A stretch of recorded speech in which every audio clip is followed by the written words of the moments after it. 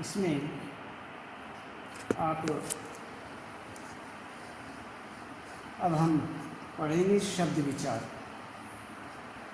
आपका संधि प्रकरण पूरा हुआ।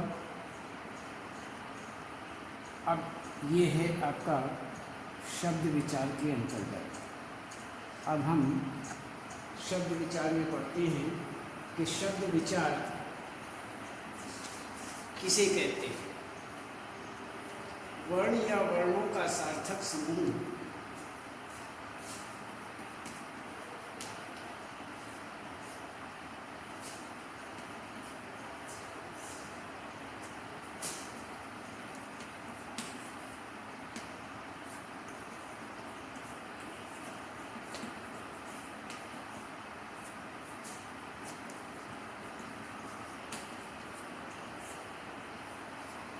सार्थक समूह जो समुचित अर्थ दे।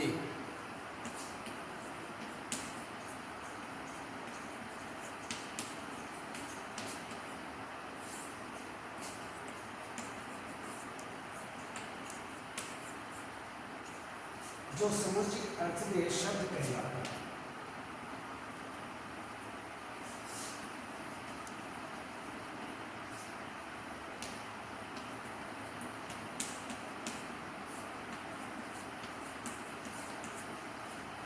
शब्द कहलाता है। जैसे आइए ने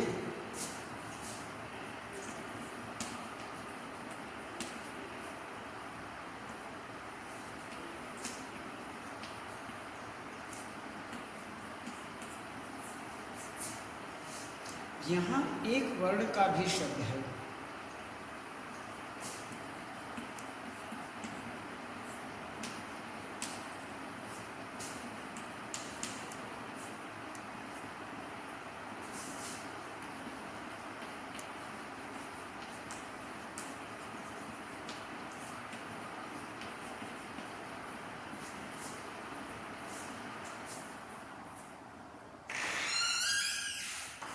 यहाँ एक वर्ण का भी समय है, शब्द है, और जो सार्थक है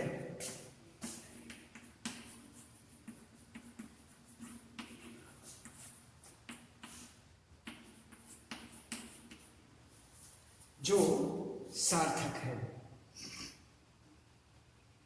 वर्णों के सार्थक और निश्चित क्रम से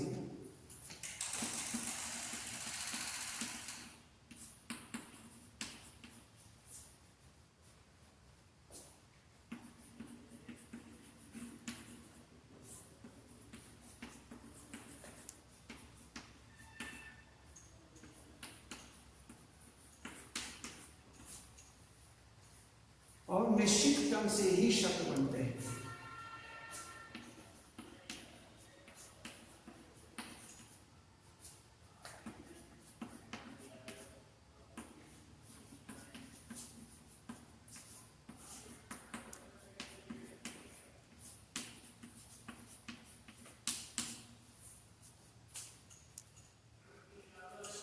अर्थ शब्द का प्रधान लक्षण है। अर्थ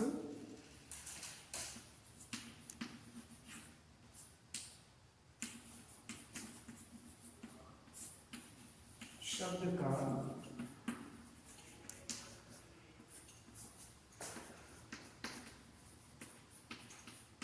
प्रधान लक्षण है।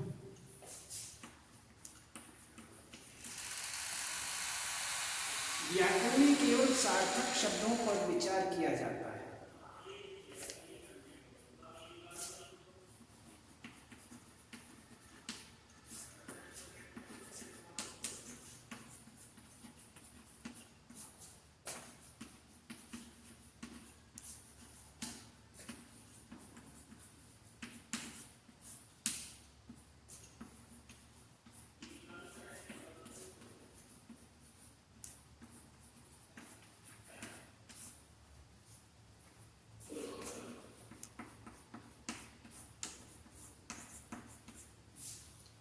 किया जाता है। इस आधार पर शब्द के दो भेद किए जाते हैं।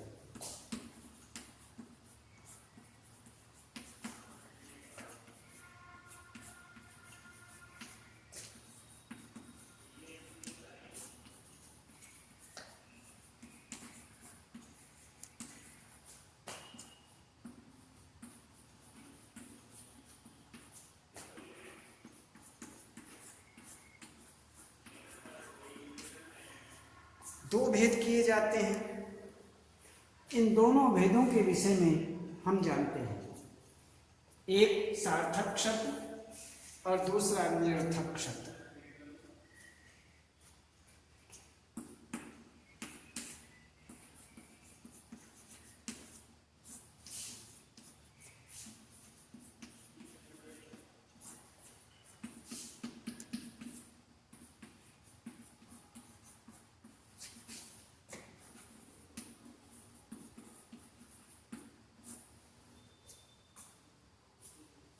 निरर्थक शब्द,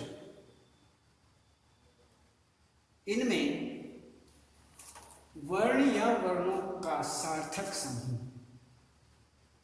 जो समुचित अर्थ दे शब्द कहलाता है। जैसे आइए न, यहां एक वर्ण का भी शब्द है जो सार्थक है। वर्णों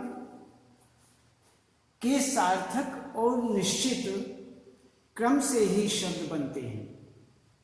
अर्थ शब्द का प्रधान लक्षण है।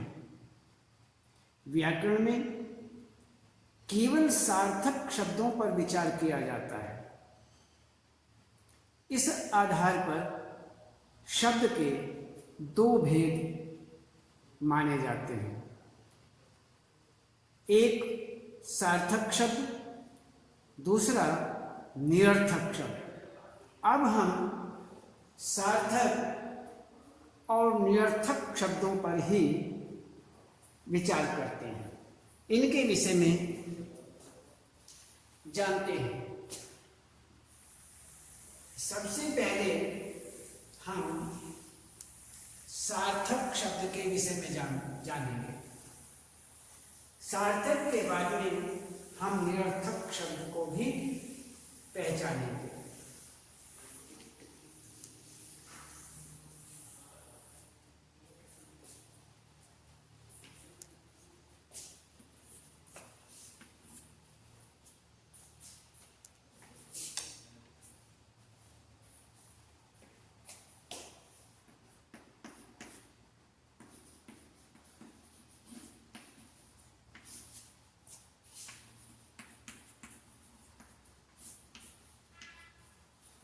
सार्थक शब्द, तो सार्थक सबसे पहले देखते हैं कि सार्थक शब्द कहते किसे हैं। वैसे शब्द जिसके कुछ अर्थ होते हैं,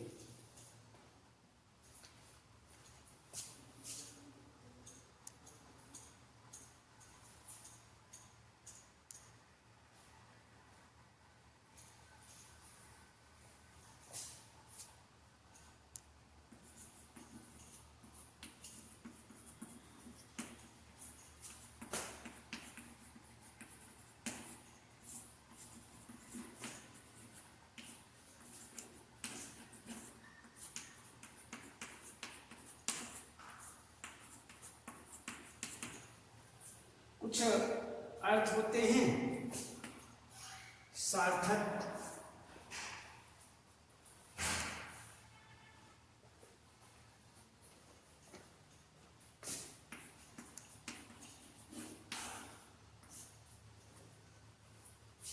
सार्थक कहा जाता है।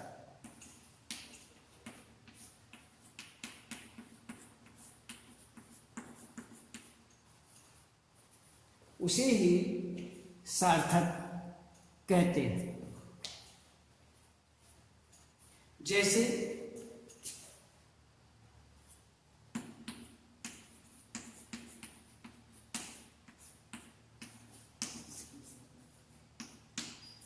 जैसे पेड़, चिड़िया,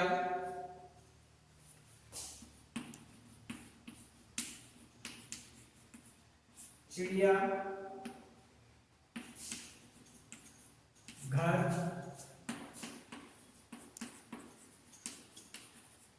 शिक्षक आदि।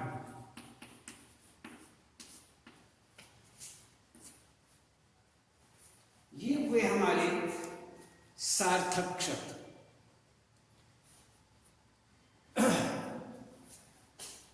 अब देखते हैं निरर्थक शब्द।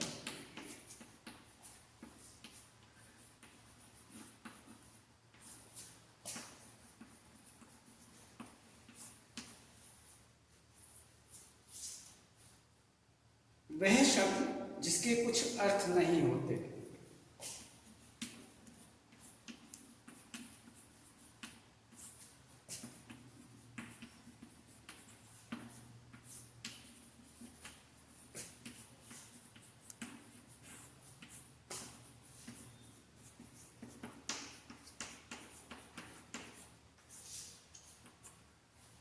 नहीं होते हैं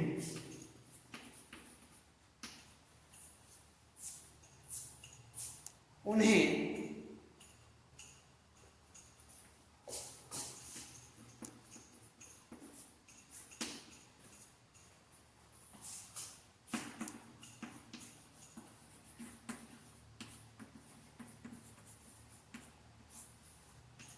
निरर्थक शब्द कहते हैं।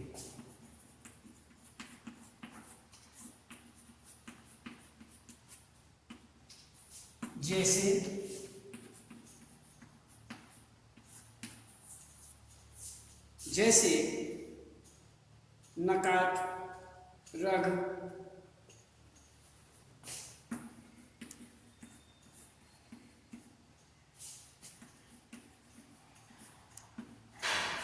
नकार, रग, लघु,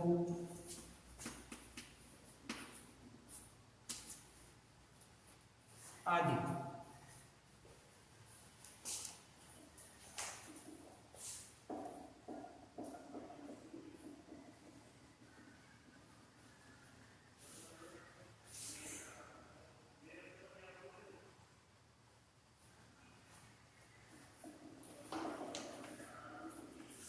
इसमें ये हुआ हमारा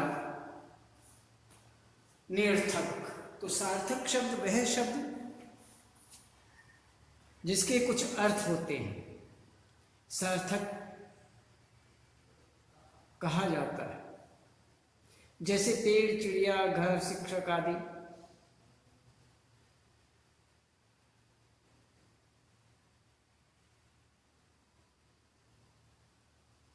निरर्थक शब्द वह शब्द जिसके कुछ अर्थ नहीं होते हैं, उन्हें निरर्थक शब्द कहते हैं।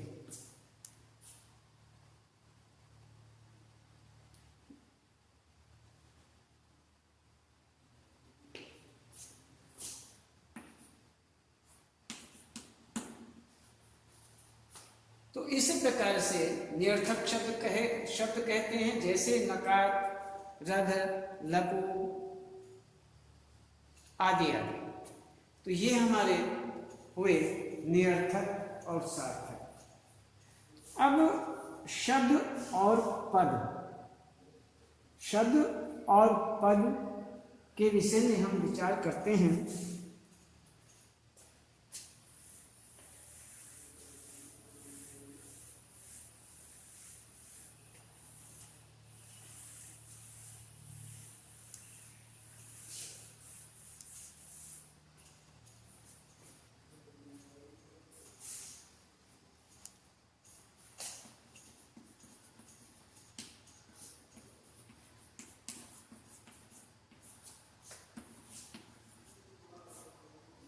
शब्द और पद,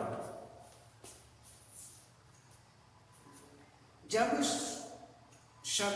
वाक्य में प्रयुक्त होता है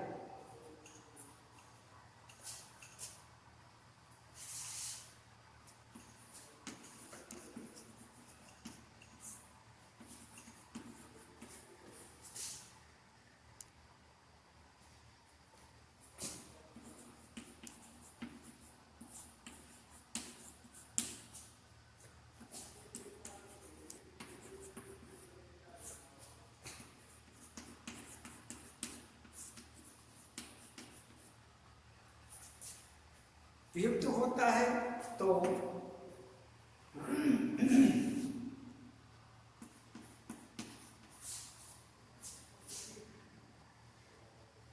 वह पद कहलाता है।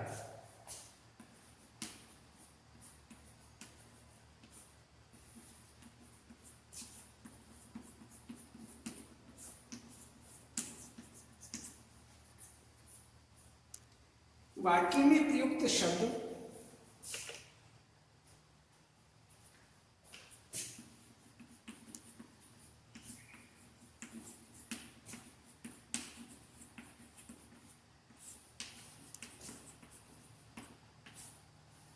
वाक्य में प्रयुक्त शब्द व्याकरण के नियमों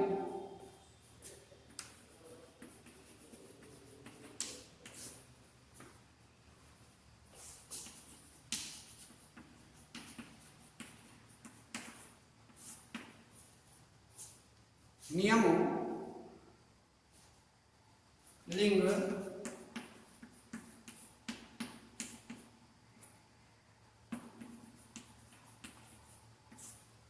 वचन, कारक आदि में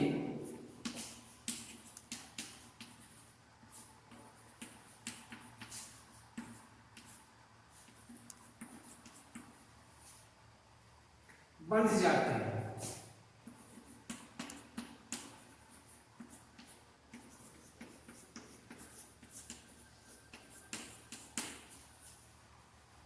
और पद कहलाते हैं।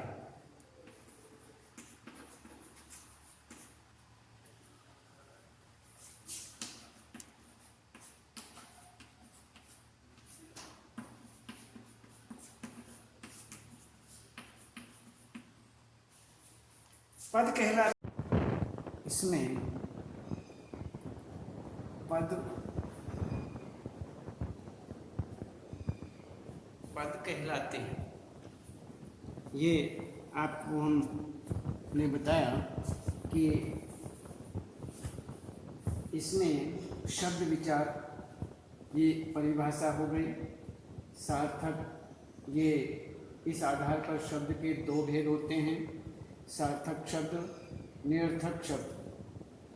और अन्य ये आपको बता दिया। तो शब्द और पद, इसमें आपको बता रहे कि शब्द जब वाक्य में प्रयुक्त होता है तो वह पद कहलाता है। वाक्य में प्रयुक्त शब्द व्याकरण के नियमों, लिंग, वचन, कारक आदि में बंध जाते हैं और पद कहलाते हैं। जैसे पद कहलाते हैं, जैसे वाक्य बालक एक शब्द है। बालक पद, बालक पढ़ रहा है, पढ़ रहा है क्रिया का कर्ता पुल्लिंग एक वचन है। बालक पढ़ रहे हैं, पढ़ रहे हैं क्रिया का कर्ता पुल्लिंग बहुवचन है। अतः ये दोनों वाक्य पद हैं। ये दोनों वाक्य पद कहे जाते हैं, पद हैं। तो इस प्रकार से यहाँ पर जब किसी शब्द का वाक्य में प्रयोग किया जाता है, हम ऊपर लिख रहे हैं,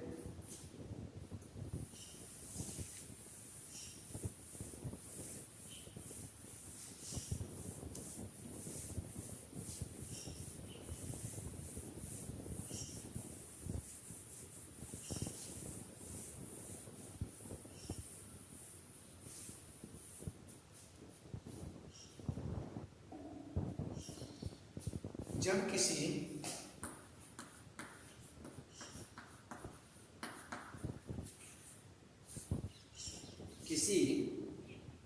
शब्द का वाक्य में प्रयोग किया जाता है,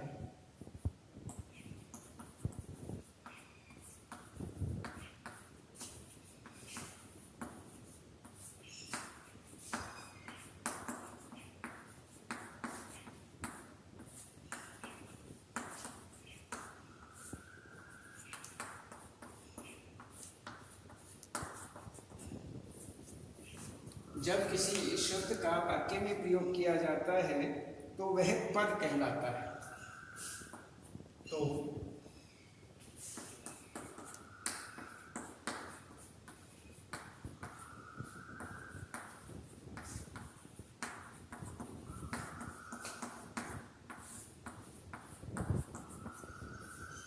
तो वह पद कहलाता है। वह वाक्य में उपसर्ग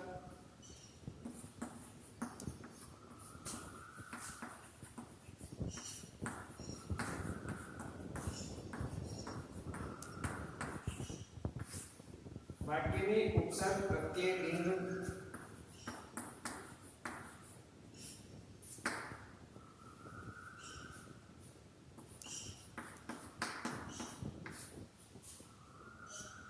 लिंग वचन आदि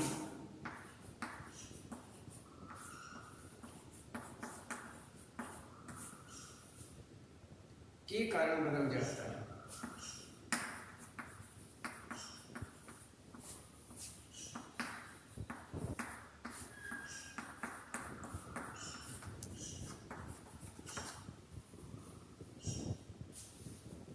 तो इस प्रकार से शब्द और पद के विषय में हमने आपको बताया। तो ये हुआ हमारा शब्द विचार के ऊपर वर्ण या वर्णों का सार्थक समूह जो समुचित अर्थ देता है, शब्द कहलाता है। जैसे आइए ना, यहाँ एक वर्ण का भी शब्द है जो सार्थक है। वर्णों के सार्थक और निश्चित क्रम से ही शब्द बनते हैं। अर्थ शब्द का प्रधान लक्षण माना जाता है। व्याकरण में केवल सार्थक शब्दों पर विचार किया जाता है। इस आधार पर शब्द के दो भेद किए जाते हैं। इसमें सार्थक शब्द और निरर्थक शब्द। वैसे सार्थक शब्द के विषय में देखें, वैसे शब्द जिसके कुछ अर्थ होते हैं सार्थक शब्द कहे जाते हैं। जैसे पेड़, चिड़िया, घर, किताब, शिक्षक आदि। निरर्थक शब्द वैसे शब्द जिसके कुछ अर्थ नहीं होते निरर्थक शब्द कहे जाते हैं। जैसे नकार, रग, कहन, लपू, नहम आदि। इसी प्रकार से आगे देखते हैं शब्द और पद। जो हमने अभी बताया है कि जब वाक्य में प्रयुक्त होता है तो वह पद कहलाता है। वाक्य में प्रयुक्त शब्द व्याकरण के नियमों, लिंग, वचन, कारक आदि में बंध जाते हैं और पद कहलाते हैं। जैसे अभी आपको हमने बताया कि बालक एक शब्द है। बालक पढ़ रहा है क्रिया का कर्ता पुल्लिंग एक वचन है। बालक पढ़ रहे हैं क्रिया का कर्ता पुल्लिंग बहुवचन है। अतः ये दोनों वाक्य पद कहलाते हैं, वाक्य पद है। जब किसी शब्द का वाक्य में प्रयोग किया जाता है तो वह पद कहलाता है। वह वाक्य में उपसर्ग, प्रत्यय, लिंग, वचन आदि के कारण बदल जाता है। तो ये हुआ यहाँ पर।